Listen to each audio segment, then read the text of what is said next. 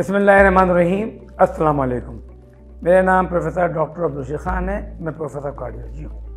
मैं Karachi institute of heart disease का ex director हूँ और मैं आजकल प्राइवेट प्रैक्टिस करता हूँ। मेरी प्राइवेट प्रैक्टिस करनी जगह नेशनल मेडिकल सेंटर, दारुल फैज़ हॉस्पिटल और मेरी क्लिनिक के अलावा मेडिकेयर हॉस्पिटल भी है।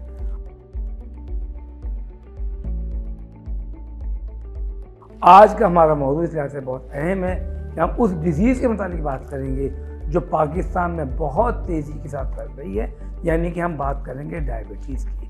डायबिटीज़ पाकिस्तान में किसी चीज़ में पाकिस्तान ने तरक्की की है नहीं की है, लेकिन डायबिटीज़ में ज़रूर तरक्की की है। और इस वक्त हम पाकिस्तान में दुनिया भर के अंदर तीसरे नंबर पर आ चुका है जो डायबिटीज़ के लिहाज से। अगर हम वैसे आबादी के लिहाज से देखें तो हम नंबर 1 पर हैं। नंबर 1 में वैसे चाइना है, दूसरे नंबर इंडिया है, तीसरे नंबर पाकिस्तान पे है। लेकिन पाकिस्तान की और दूसरे लोगों की अगर आबादी के लिहाज से देखा जाए तो हम उस लिहाज से नंबर 1 पर हैं और ये एक बहुत ख़तरनाक सूरत हाल है। डायबिटीज़ जो है वो कहा जाता है कि जिस्म की दीमक है, और अगर आप इसको सही वक्त पर डायग्नोज नहीं करेंगे, सही वक्त पर उसको ट्रीट नहीं करेंगे तो ये तमाम जिस्म की हर अज़ा को नुकसान पहुँचा सकती है और हर किस्म की जो भी अज़ा की खराबी है वो आपके सामने आ सकती है। ये जो डायबिटीज़ है वो माइक्रोवैस्कुलर और मैक्रोवैस्कुलर दोनों तरह की जो रगें हैं उनको नुकसान पहुंचाती है। मैक्रो से मतलब ये कि बड़ी रगें, जैसे कि हार्ट अटैक खुदा न खास्ता हो जाना, या ये दिमाग की रगों को रुकावट आ जाना, फालिज हो जाना। माइक्रो के अंदर आप कह सकते हैं कि किडनी की बात हो सकती है, टांगों की रगों की बात हो सकती है, और दिमाग की जो बारीक रगें हैं उनकी मतलब की बात भी हो सकती है, और मैदे की और GI का प्रॉब्लम होना। तो इस लिहाज से डायबिटीज़ एक बहुत ही ख़तरनाक बीमारी है। इसको अर्ली डिटेक्शन बहुत ज़्यादा इम्पॉर्टेंट है।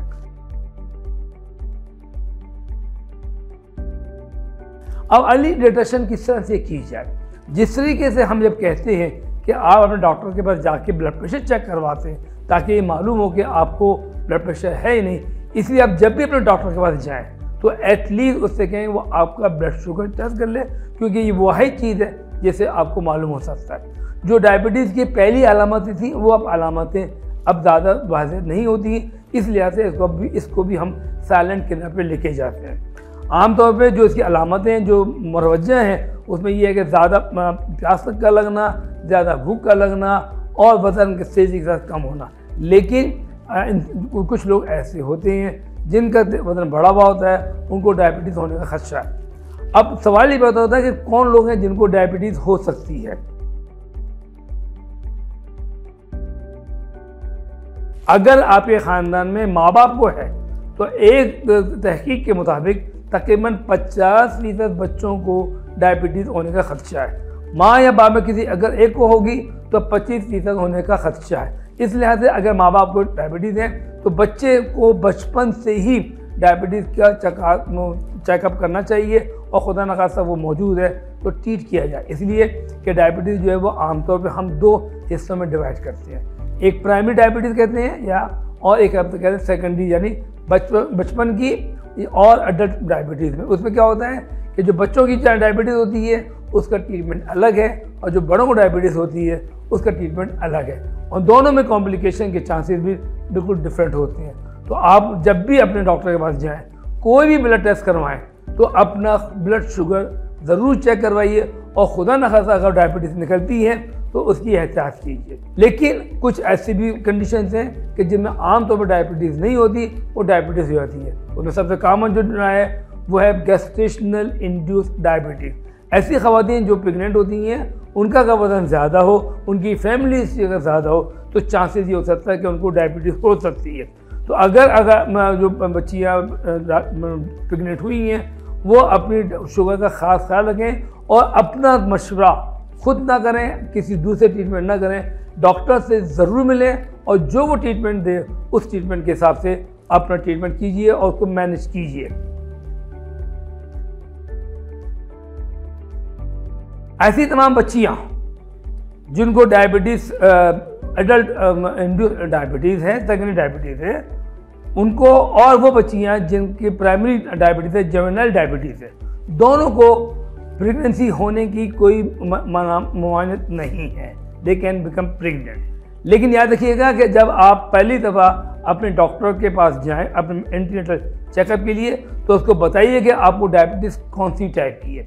उसी हिसाब से वो आपकी डोजेज को और आपकी ट्रीटमेंट को एडजस्ट करेगी।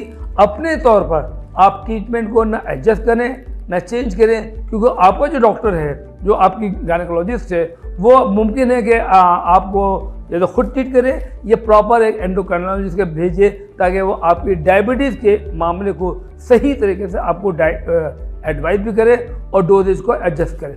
खुद अपने तौर पे करने की ज़रूरत नहीं है।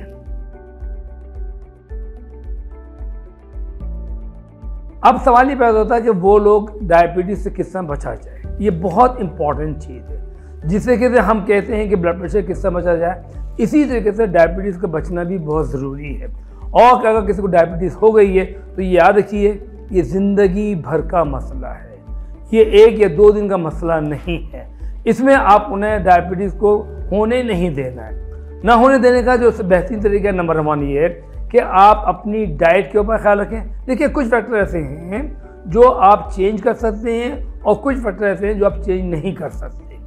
जो फैक्टर चेंज हो सकते हैं वो उसमें आपकी एज, आपका जेंडर और आपकी फैमिली हिस्ट्री है, इसको आप चेंज नहीं कर सकते। बाकी जो फैक्टर हैं जिनको आप चेंज कर सकते हैं वो आपकी डाइट है, आपका वेट है, आपका हिप वेस्ट रेशियो है, आपकी जो डाइटरी पैटर्न्स हैं, वो तमाम चीज़ें उसमें शामिल है और एक्सरसाइज शामिल है। तो प्रिवेंशन के लिए नंबर बात ये है कि आप अपने आप को एक्टिव रखिए।